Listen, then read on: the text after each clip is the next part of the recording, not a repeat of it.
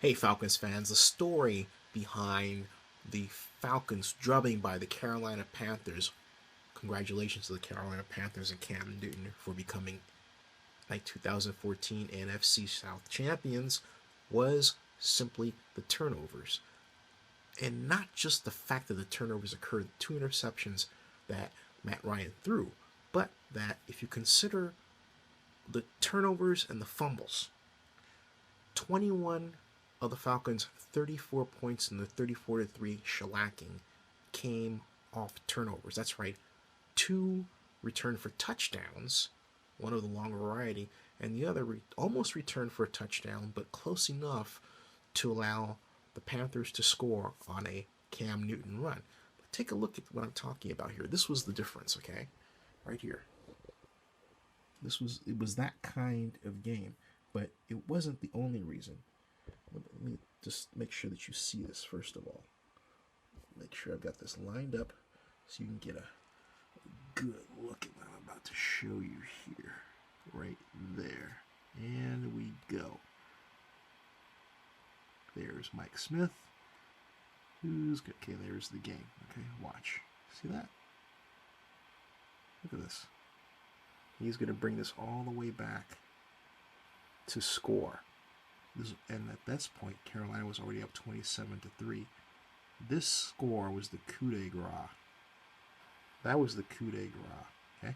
And it was a number of situations like this, as they say, playmakers make plays. That was the difference in the game.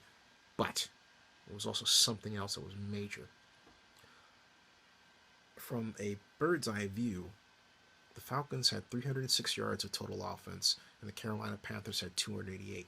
But a closer look reveals that the Carolina Panthers averaged 5.9 yards per play, including a staggering, all things considered, 5.5 yards per rush. That means that they only had to rush 2 times to get a first down on the average.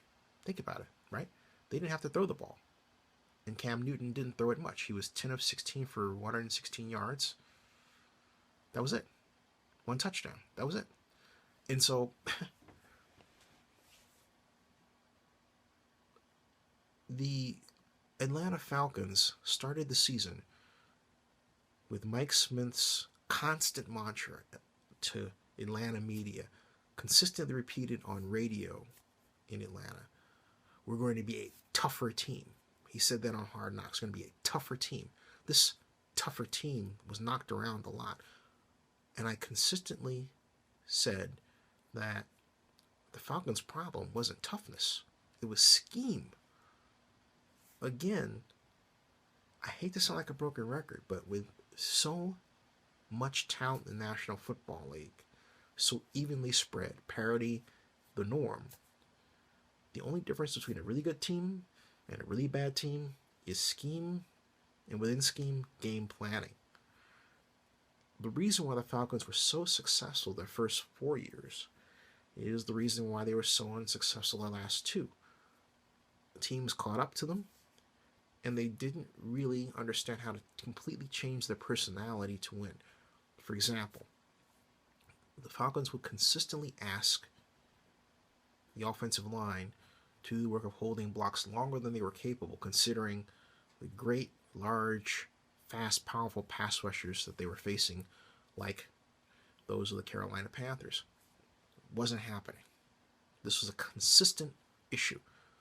The Falcons did not employ consistently rollouts so that Matt Ryan wasn't a sitting duck. Against the Panthers, which is the other difference, by the way, on one particular series, Matt Ryan was pressured twice and sacked once. It was ugly, folks. Ugly to watch him go back to throw against the Carolina Panthers, considering the type of scheme the Falcons were running.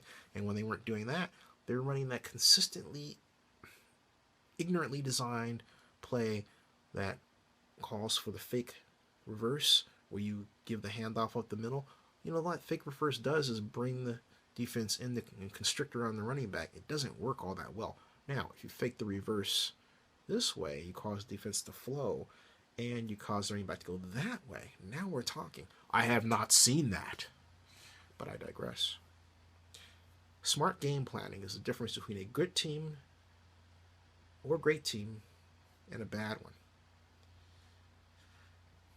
If the Falcons make a change and get rid of Mike Smith, it will be because Mike Smith did not get rid of Dirk Carter, his offensive coordinator, and also Mike Nolan, his defensive coordinator.